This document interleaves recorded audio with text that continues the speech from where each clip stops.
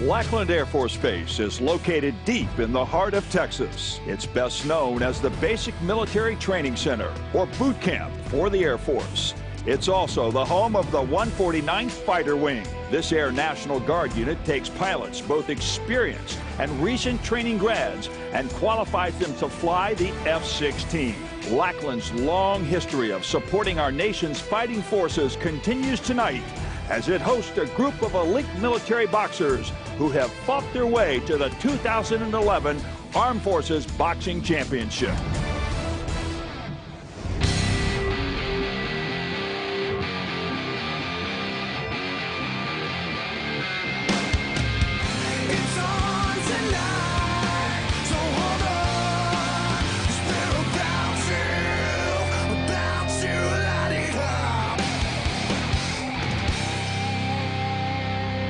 Welcome to TPC Sports coverage of the 2011 Armed Forces Boxing Championship.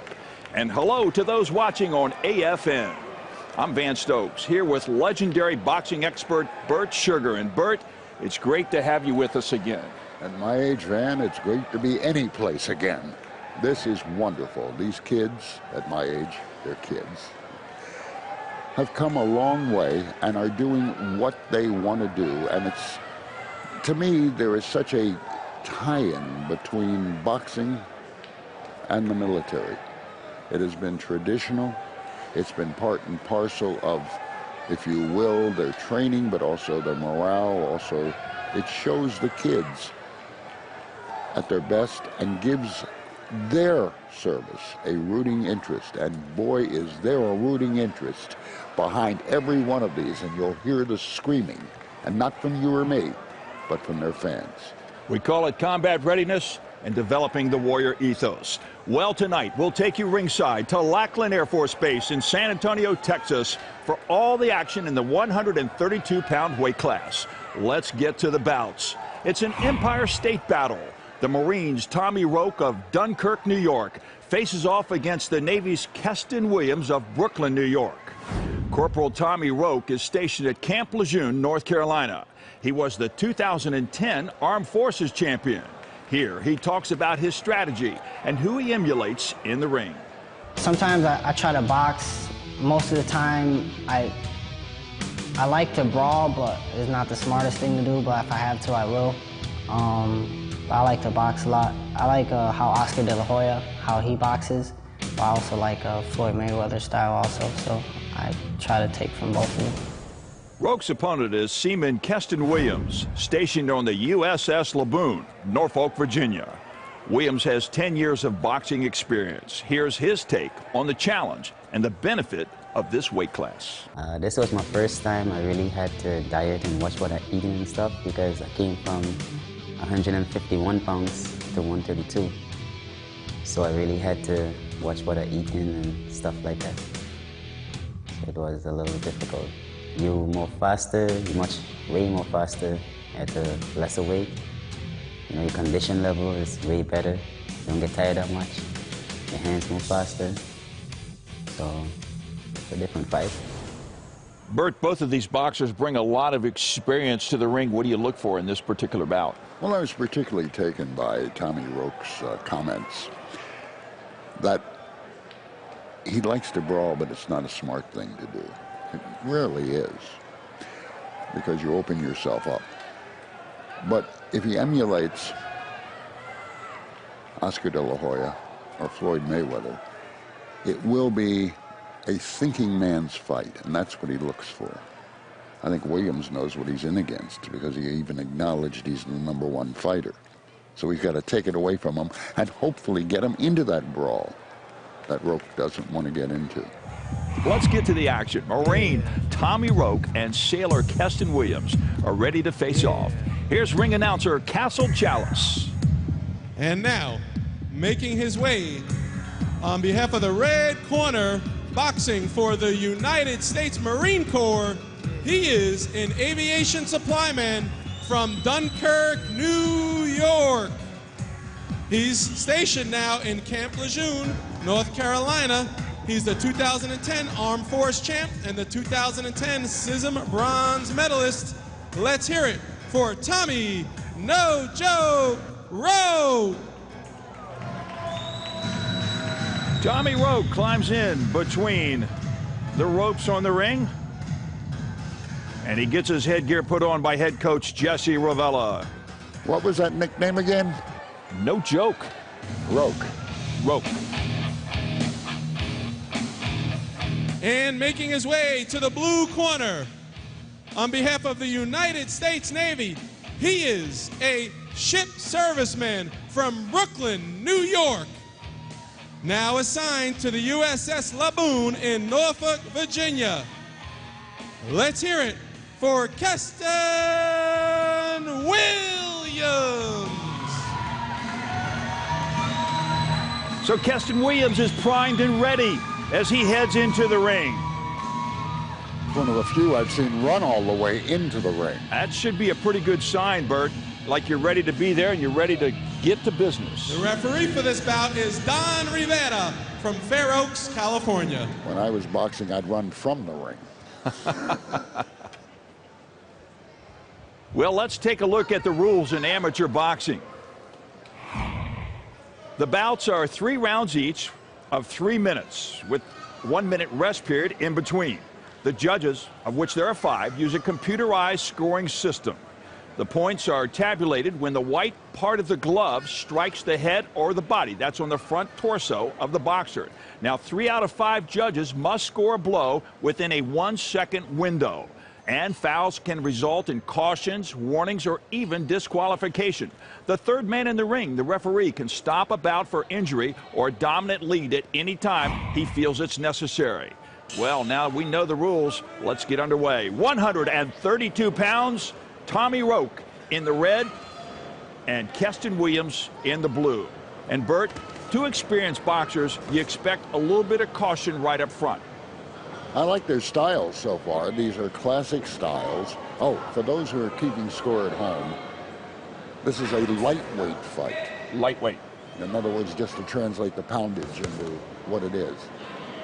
Look at this. Each is waiting for the other to lead so they can counter, and here was Williams taking a little bit of a lead, and Roque comes in and counters. And so far, 3 of those 5 judges haven't figured out what has been a scoring punch. And you can tell early on that this is a classic Olympic-style boxing match, Bert. You have 2 stand-up boxers. Yes. And good style. You've got to like this style. I mean, these are not just people wing-dinging in there. They're constantly thinking of how to bring the other guy in and then get out after landing. And then you saw Tommy Roque go in low and come away with a scoring blow, so he takes a 1-point lead here. But Keston Williams continues to move forward. Yes, but you'll see that. Nice jab. There he goes. Roque, even right-hand lead, get out. He likes to stick and move, and he covers nicely, does Tommy Roque. Which is not a bad philosophy. No. I mean, and here he's a little bit more like Mayweather, one of the people he sort of admired, than he is like Oscar de la Hoya. This is a storied weight class. Howard Davis won the gold medal in 1976 in Montreal. Pernell Whitaker in '84. That was in Los Angeles, Bert. And then, of course, Oscar de la Hoya. Whitaker was one of the most fascinating fighters ever to watch. And look at Roque. He really knows what he's doing in there. Except don't throw an uppercut from far away. And he just tried it. It's not a good ploy. Ask Buster Douglas against Evander Holyfield how that didn't happen. But he nicely lands a combination and then steps back. Fast hands by Roque. And he's got good movement with his feet. He knows where he is in the ring, comes off of the ropes, then circles back to the right. Came in behind his punches and moves out after he lands. That's a very safe and good and expert way of fighting. Well-schooled, Bert, well-schooled under head coach Jesse Ravella of the United States Marine Corps. Now, it must be mentioned that they are fighting to work their way into the championship round. That is correct. The winner here will advance on to the championship round, or championship match. as round number 1 comes to a close. And it was all no joke Roque. I like saying that. No joke Roque, no laughing matter. As both boxers have gone to their corners, let's give a listen to Jesse Ravello. Okay? This fight is not difficult at all, so don't make it difficult, okay? You hit him with that right hand, keep walking him in. Don't hit him with the right hand and back up. Okay? You can walk through his stuff. This guy ain't got no power at all. He has nothing, so walk through his stuff, okay? Now they're going to start coming from different Now we get a look If you don't move your head, at Keston Williams and George Silva giving him his instructions. You've got to move your head and let your hands go. I want 3, 4, 5 punches. If he's close enough, you got to let your hands go. Okay? You're behind on points. He's just hot shot. Okay? You understand that? Okay. You can do this. What do you think, Bert? Sound coaching advice from either corner? Well, I like the Roque corner, which basically said, don't pay any attention to his power, ignore it. He hasn't got it, come right in. Over in the Williams corner, they're telling him he's got to let his hands go. Come on. You're behind and you're not going to score by making your best punch a left jaw to the right glove. Well, Ravello told Roque, don't make it difficult. And Roque has an 8-point lead right now. At the same token, Keston Williams, George Silva told him, you're behind on points, so let your hands go. Yeah, do something. You're not going to win just by standing there and watching him hit you. But nice cover right there by Tommy Roque, and even though he's getting off some shots, Keston Williams unable to deliver. Well, I think there are moments there where he hesitates because he's getting counterpunched, which is a typical Floyd Mayweather approach. Yeah, good left hand that time by Tommy Roque, and he sided Floyd Mayweather as well as Oscar De La Hoya when we had a chance to catch up to him. Fighting a very smart fight, 3-punch combination there. Only gets 1 point because they couldn't tabulate it that quickly. That's some of the difficulties perhaps with computerized scoring, Bert, is that when it's a flurry or a barrage of punches, it's tough to register all those punches. You know, at that point you're falling all over yourself trying to click your button. We've come a long way from the 20-point must system. Well, but, you know, there was a fighter named Sugar Ray Robinson way back when who re-won his middleweight title in '51 from Randy Turpin, who landed 31 punches in 25 seconds. What do you do with that? On a computer, that's tough to score, but you see Tommy Roque mounting the score right now over Keston Williams here in round number 2. He's having difficulty missing. He did there with that left hook. He's quick, though, Bert. I like his quickness. Well, he's very tactical. He's moving in. He's tight in his defense. And he just waits till Williams leads. There, boom. Rolls up 16-point advantage right now. At what point does a mercy rule come into effect? Again, we talked about the referee, and the referee doesn't look at the score, but he looks at the boxers. And when the referee feels that the boxer is taking an undue beating, in fact, is outclassed, then he can move in and he can stop it. But most of the time, you're going to see an 8 count. And there have been no 8 counts in this particular bout. So it has been clean. Not a lot of breaks, not a lot of clinches either.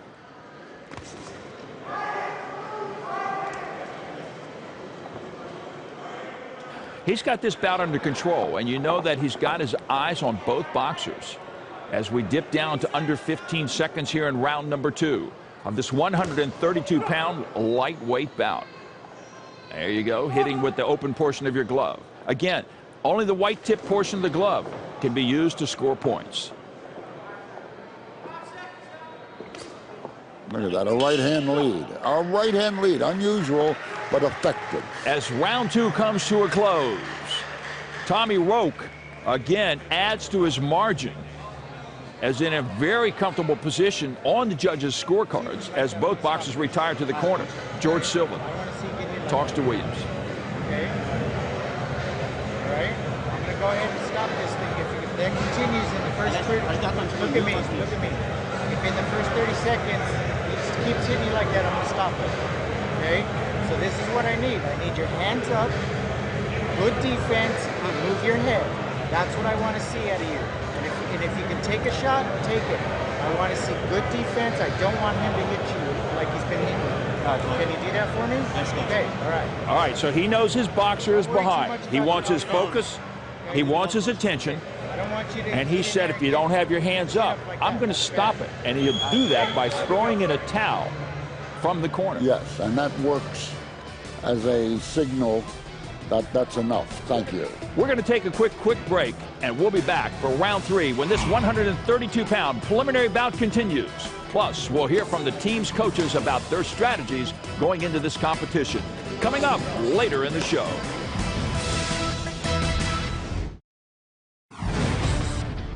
Welcome back.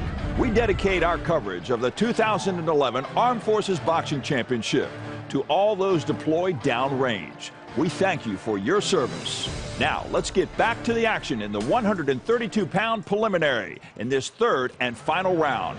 Marine Tommy Roque is running away with this one.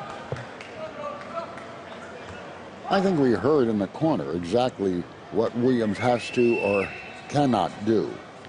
In effect, they will just signal it's over if he continues to take a beating. I mean, he's woefully behind on points and doesn't look like he can really make it a fight just for one round. It would take a super effort and perhaps even a stunning blow to take care of Roque at this point, would it not, Bert? Oh, yes. I mean, I've only seen one fight ever turn like that. That was David Reed in the Atlanta Olympics against a Cuban. He landed one punch when he was equally as woefully behind. And he won the gold medal off of that punch, we might add, in Atlanta, Georgia. I mean, it was a Hail Mary from the third row. He was Al Mitchell's boxer at the time, and Al was so gratified to see that come. In fact, that was probably one of the few glory moments in the '96 Olympics for the United States team. As you get a good look right now at the backside of the jersey, United States Marine Corps, that red jersey of Lance Corporal Tommy Roque. Did you see that? He moved angles. He's really not standing in one spot. He's giving Williams not only all he can handle with his fists, with his feet, too.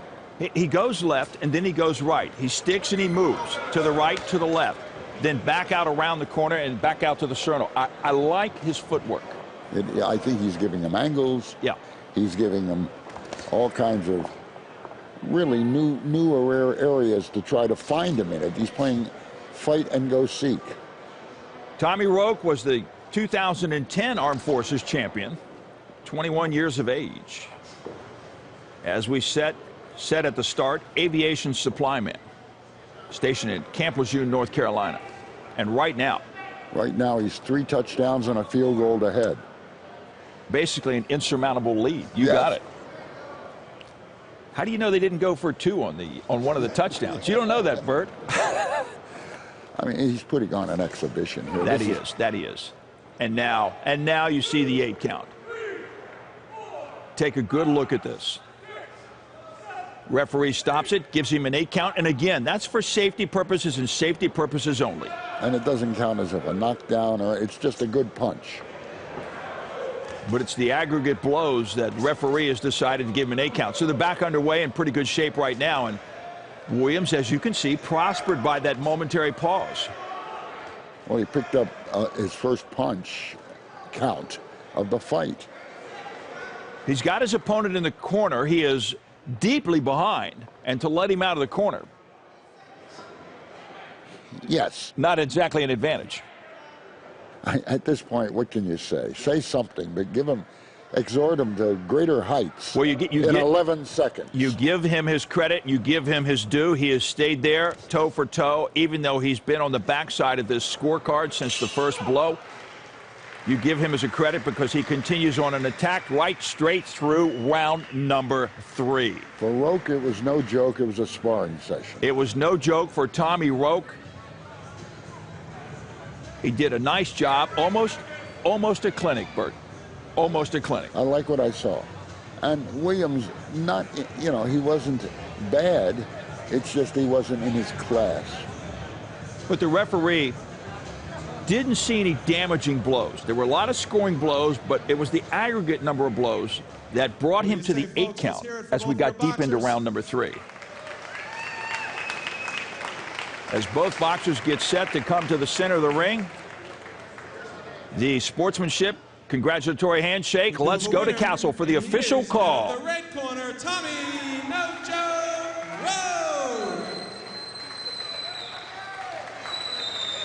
So Tommy Roque will move on to the championship bout in the 132-pound lightweight class. Tommy. You showed some real educated footwork in there and some lightning-fast combinations. To what do you attribute such sound fundamentals? Well, plyometrics, of course. We run, of course. But same thing I do in the ring, I practice in sparring. So whatever you do in sparring, you're most likely going to do in the ring. So Coach, he teaches that a lot. And what does it mean to you to be fighting for the U.S. Marines? It means a lot. You know, we're the greatest fighting force, and I just dedicate this fight to everyone overseas and to Lance Corporal Jimenez, who passed away. Hoorah. What are your thoughts about Friday night? You're looking to bring another one home for these guys? Well, I'm going to come in here and fight my hardest, and then whatever that leads me to, hey, I'll be happy with it. Well, keep up the good work and keep impressing. Thanks again. Good job tonight. Thank you. Let's hear it, folks. You're a winner, Tommy The good work, Roque. Bert, is that you perform as you train, and he trained for that. Well, it's the bottom line, preparation in anything. It almost has to be instinctive. You learn it so many times over and over that you know how to do it. He knew how to lead with the right hand, which is unusual. And Bert, this is Armed Forces boxing, and that's the way the military trains for their next engagement. Up next, we'll get the inside scoop on the team strategies and learn more about this year's tournament athletes. Stick around for Coach's Corner. Plus, which service will take home the gold in the final bout in the 132-pound weight class. We'll have all the ringside action straight ahead on TPC Sports.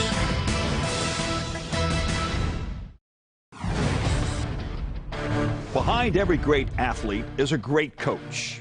Each service has a team of coaches and trainers to support each boxer that makes it to the Armed Forces Championship. Some branches train year-round. Some have only weeks to prepare for this tournament. Let's head to the Coach's Corner for their take on training their boxers. You got to bring that bolo or that six. You got to keep your hands up and that chin down, son. Throw your right hand, throw your combination, and then move. Shoot it straight. It's 2-2 right now. We're tied, okay? Go. I think you got to have excellent communication skills. You got to know when to yell, when not to yell. So you got to take several different approaches. I consider myself to be tough but fair. It's my feeling that boxing is 80% mental and 20% physical. Everybody here is in good shape. And the difference most of the time is really what's happening up here. My philosophy is, we train and we let our body rest. We train in the afternoons, and sometimes we don't train in the afternoon. We train in the daytime. So, it's all different type of training, so that way we don't burn our body out.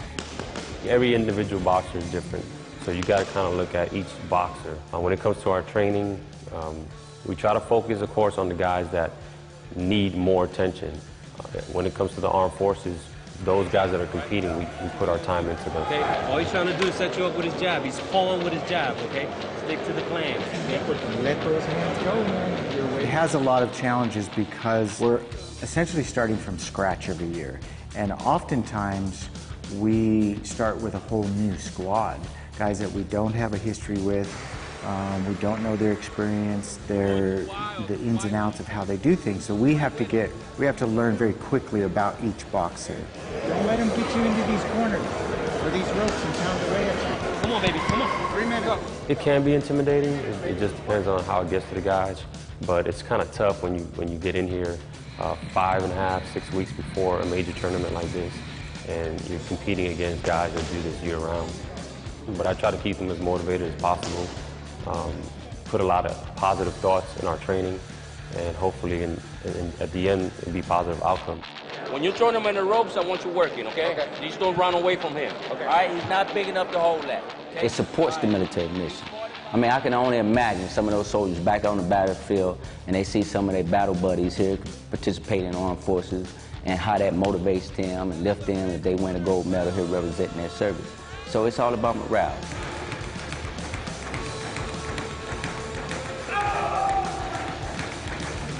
Overall, sport is good for the troops, but in particular, boxing tends to be really, really beneficial for not only the athletes that are participating in it, but the people around the world that are in the service that get to watch it. Up next, which service will take home the gold in the final bout in the 132-pound weight class. Marines or Army? Stick around to find out.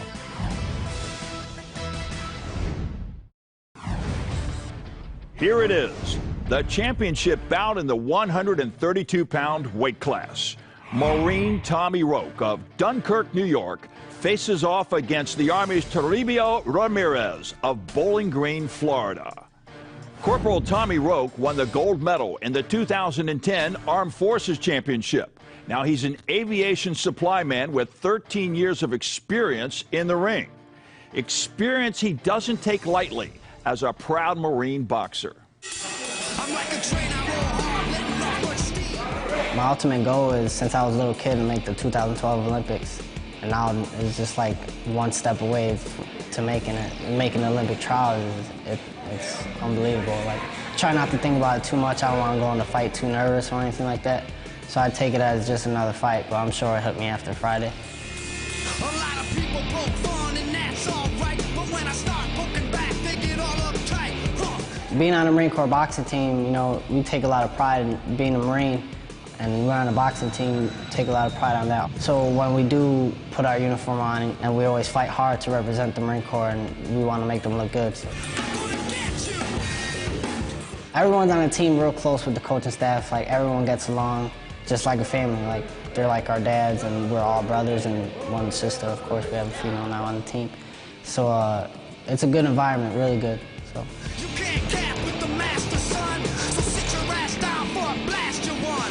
Just remember the name, Tommy Roque. Roque's opponent is Sergeant Toribio Ramirez, a wheeled vehicle mechanic out of Fort Stewart, Georgia. Ramirez has been boxing for 14 years and was a walkthrough to the finals. Here he shares how boxing has influenced his personal and professional life. It instills discipline. It takes discipline, you know, the little things, and it becomes bigger things, like not eating what you're not supposed to eat, and training, getting up and running, doing the extra stuff, and it translates over into your military career as well. You know, being squared away and doing everything you're supposed to when nobody's looking, and it goes hand in hand, I believe.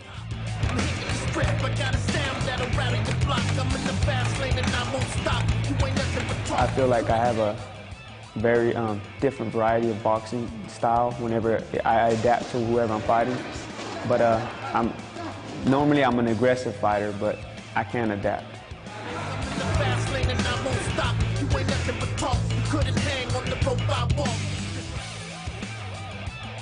He's a very technical fighter. He's very defensive minded, and he's very good with his defense. But you know, I believe it's going to be a good fight, you know, between me and him. And it's going to be a chess match, I believe. Less of a war and more of a chess match, and who's going to make the mistake first. Bert, two young boxers, but 27 years of experience between them. You can expect to see some veteran-type performances here in this bout. I like what Ramirez said, that this is a chess match. It's one of the great, if you will, definitions of boxing. Bud Schoberg, the great writer on The Waterfront, What Makes Sammy Run, Facing the Crowd, said, boxing is chess played with human bodies instead of pieces on the board. And that's what he's looking forward to. And he's going to have a tough job with Roque, who is, in that preliminary bout, was excellent. And he was defensive except when he was offensive, because he brought the whole package. This could be one heck of a fight.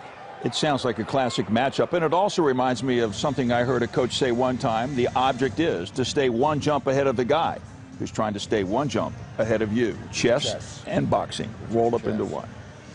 Let's get to the action. Marine Tommy Roque and Soldier Toribio Ramirez are ready to face off. Let's turn it over to Castle. Ladies and gentlemen, making his way now to the red corner. He's representing the United States Marine Corps. He's an aviation supplyman from Dunkirk, New York, now stationed in Camp Lejeune, North Carolina. He is the 2010 Armed Forces champion and the 2010 CISM bronze medalist. Let's hear it for Tommy Roque. Tommy Roque gets the introduction, and Bert, you call them kids. Again, 27 years of experience in the ring, but they are young. Tommy Roque, 21 years of age. He's been boxing for 13 years. These are kids, Van. At my age, everybody's a kid, but they're kids. And you see the potential. You see the potential. There's another old And song. now, And let's hear it for making his way Ramirez. to the blue corner, representing the United States Army. He is a wheeled vehicle mechanic from Bowling Green, Florida. Now stationed in Fort Stewart, Georgia. He's the 2011 All-Army champion. Let's hear it for Toribio Ramirez. I'm looking forward to one heck of a fight here. I mean, these kids, look at the excitement as they get in the ring, the anticipation. There's an old saying, you can't put in what God left out. These guys have it. It shows, and you can almost see this when they approach the ring, can you not? There is, for the first time, I'm feeling an electricity for a bout, because this is going to be one heck of a bout. It sets itself up to be a good one. That's Tommy Roque in the red. He's got the red gloves on from Camp Lejeune. 21 years of age, been boxing for 13 years, and Toribio Ramirez of the United States Army from Fort Stewart. He's 23 years of age, and he's been boxing for 14.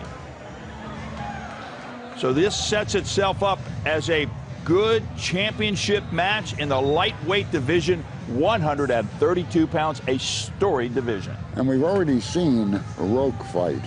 We know what he's capable of. We've heard what Ramirez says he's capable of. Let's see if Roque can carry forward or if Ramirez can blunt his attack. As our third man in the ring, our ring official calls both boxers to the center. He's already given them the instructions. So I'm going to give you 3 commands. He says, stop, box, and break. Tap your gloves, and they go back to their corners. Yeah, would you say the same thing to me? Stop, box, and break. The difference is the referee can enforce what he says, and I can't with you. We're underway. Here we go. Championship gold medal match. They're wearing their service colors. And so far, Ramirez is looking forward to countering him. Look how he tried to come over with that right hand on Roque's left jab. He's giving Roque very little, but Roque's trying to take it by moving in and out. That's what he's good at. He slipped in nicely on that and got the first scoring blow of the first round. And again, Bert, you see 2 well-schooled, well-trained boxers here in Olympic-style boxing. I like that. That's a reflection of the way they have been coached, the way they have trained. And Ramirez came back at him. Look at him. He's not giving anything away. It's a take for take and a give for give. He comes in upstairs and then goes downstairs. So, you know, if you get to the body, they say the hands will fall. And yet you notice something, Van. Judges don't know what to do with body punches. Basically, they don't count them as often as head punches. No, but let's get this straight, Bert. The scoring area is at the midpoint, the belt line of that torso, right up to the top of the forehead and over to the side of the shoulders. You land a blow with the white tip portion of your glove in that area, it should score. Now, we have 5 judges ringside here. They are, in fact, keeping score via computer, and 3 out of those 5 have to register the scoring blow within 1 second of each other in order for it to be counted. And there you see right now, Ramirez. Look how fast. Oh, it comes quickly, does it not? Roque is very quick. But look at Ramirez. He comes in. He's not giving backing away down. Nothing. He literally is giving away. He's right there in Roque's face. This is one heck of a fight. I like it. This is a classic matchup of lightweights. As we come under 1 minute, our scoring indicators tell us that we're even Steven. And quite honestly, if we were using a 20-point Oh, did you see that punch? Nice. Right down the pipe. If we were using a 20-point must system, Bert, at the most this would be a 2019 at the most. Listen, they're fighting so well, I'd give them 30. There's a bonus. And if I was the referee, I'd give you your card back and say you must give one of them 20, because that's why they call it the 20-point must system. Oh, you know me, I can't count. I understand.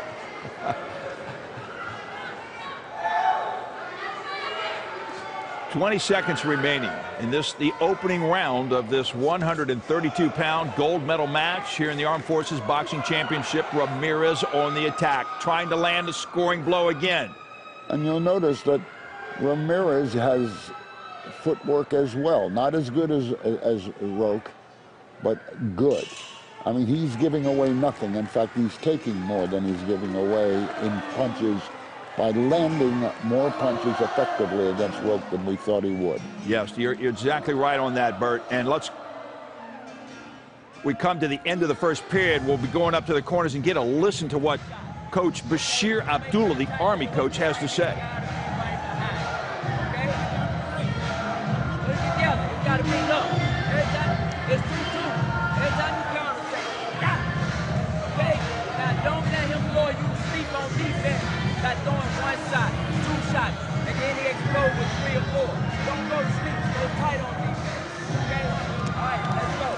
Throw your shots, right shot, left shot, he said. And get the Dickens out. Head coach Jesse Ravella, the United States Marine Corps, knows that his boxer, the 2010 Armed Forces champion, Tommy Roque, has a battle on his hands. There's a fight going on here. I didn't want to tell you that, man. Here we go, round two. And you know, Bert, that reminds me. I heard, I think Pat Nappy, the former Olympic boxing coach, told me, a great coach, and former Army boxer. He led boxers to 5 gold medals in Montreal, as a matter of fact, in the '76 Olympics. He said, you know, fighting, that's what they do in the parking lot. Boxing, this is what we do inside the ring. This is discipline. And this is discipline. You heard Ramirez talk about that prior to the fight.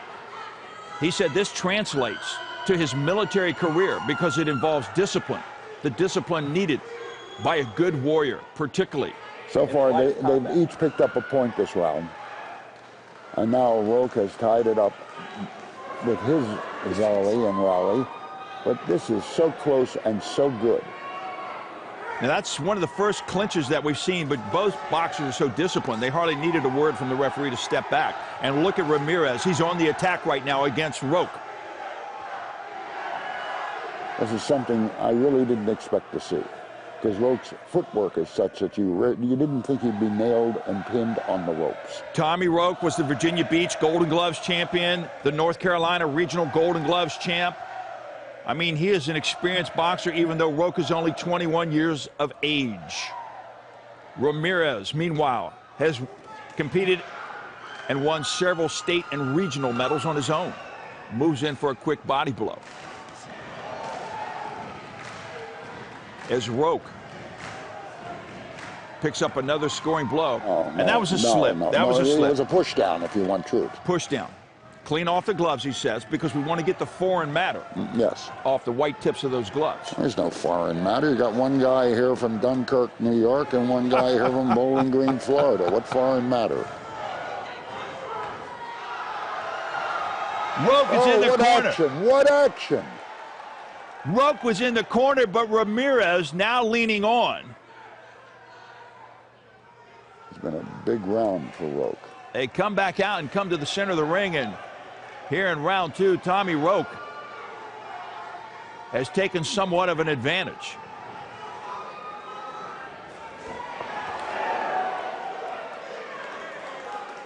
He's moving in and out as he has had a chance to. And he's piling up some points against Ramirez, who had a great first round, and he just doesn't. Oh, there it goes with another right hand. Quick right, and you saw the judges, you could see that clearly, and that point went up. So he takes a 10-4 lead here with under 30 seconds remaining in round number two. And remember, he was behind 3-2 after one round. But there is more action here than you'll see in most fights over 10 rounds. It is a good lightweight gold medal match. Ramirez continues to keep up the attack.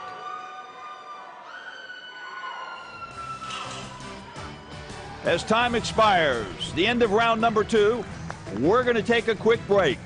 We'll be back for round three when this 132-pound championship bout continues. Right now, Roque's got the lead. Will he hold on to it? Stay tuned to find out.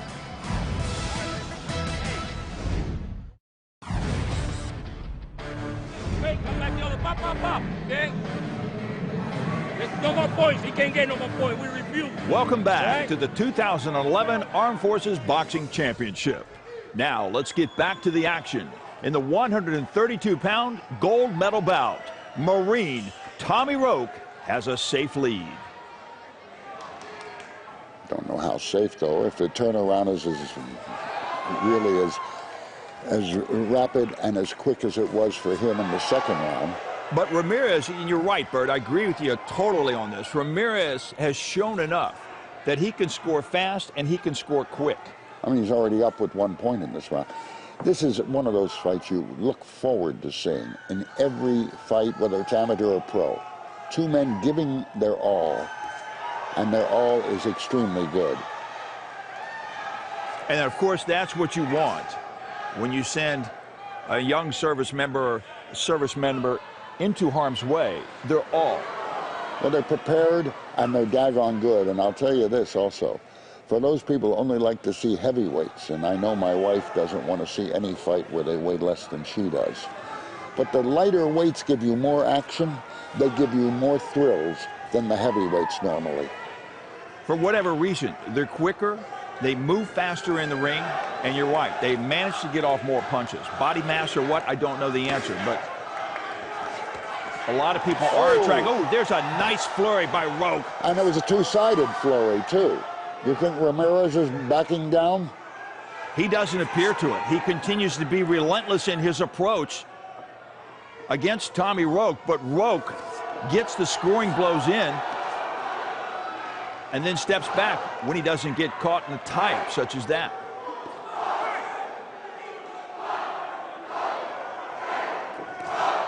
I want to see him fight, not hug. But look at this, Bert.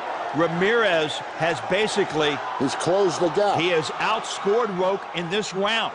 He has closed the gap with two-sided fighting and is landing. Look at this. Every time he throws that right hand. And the crowd loves it. This is one heck of a fight. The crowd absolutely loves it. I would say one hell of a fight if I could, but I'm not supposed to, so it's a heck of a fight. Regardless of how you put it out, and that score is balanced right now. We come down to 1 minute to go. This is everything on the line in the last minute. You couldn't ask for anything better, and now here's Ramirez ahead, and that right hand lands every time. He's found a home for it. Called it, Bert. You set this one up. You said this is going to be a classic duel. It's a shootout. You're not going to get a better fight than this. I don't care where it is. He is landing on Roque as a standing 8. There is a nice right by Ramirez. Roque was a little extended, and he'll take the 8 count on that one. There is another right hand and another right hand, and here comes Roque back. This is a Donnybrook, Bert Sugar. It's also a great fight. And listen to the crowd. They love it. Another right hand. Ramirez. And it's even again. It's almost even again. Leaning on, stand up, says the third man in the ring. There goes that right hand again. Another 8 count against Tommy Roque. Ramirez connects with the right. And our ring official steps in and gives the 8 count. Tommy Roque has 2 8 counts. If he picks up one more in the final 10 seconds, this is over. He's just going to throw that right hand. He can't miss with it. Nice base by Ramirez. As round number 3 comes to a close.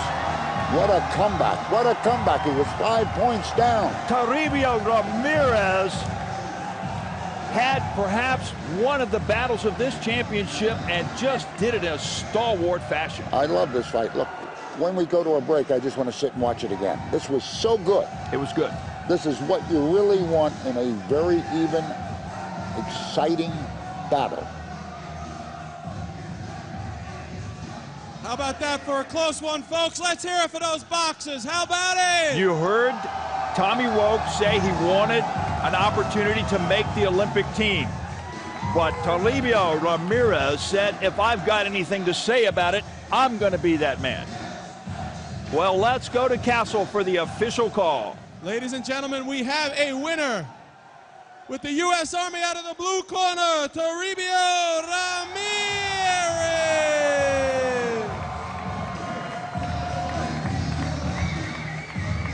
What a fantastic bout. fantastic bout from start to stop. It was a classic lightweight matchup. De La Hoya would have been proud. Let's see what our champion has to Toribio, say. what are your thoughts? That one doesn't get closer than that. How you feeling? What a fight. That man right there is no joke. Ranked number 3 in the world, number 4 in America, and I just beat him. Go Army. That's what I think. That's right. He is the incumbent, and you just took the title away from him. Now the 2011 Armed Forces champ. Must feel good. That's right. Through the coaching, Coach Bashir Abdullah, Coach Kuzman, Coach Lair, we did it, baby. Go Army. Toribio, let me ask you, Julio Cesar Chavez, you said, was one of your favorite boxers. You sure showed some skills. Is that who you model yourself after in the ring? That's right. It ain't so much the skills, it's the will and the way to keep going, the Army way. We never quit, never surrender. That's how we do it. And what does it mean to you to be representing your team, the U.S. Army, in the U.S. Olympic trials for London? It means a lot. It means a lot because I was the big-time underdog in this fight, and we came out and showed that the Army, no matter what, we can win. You want to say anything to your 3-year-old Krista back at home? Yeah, I want to tell you, Daddy loves you, Mama. We did it. Congratulations, everyone. Toribio Ramirez.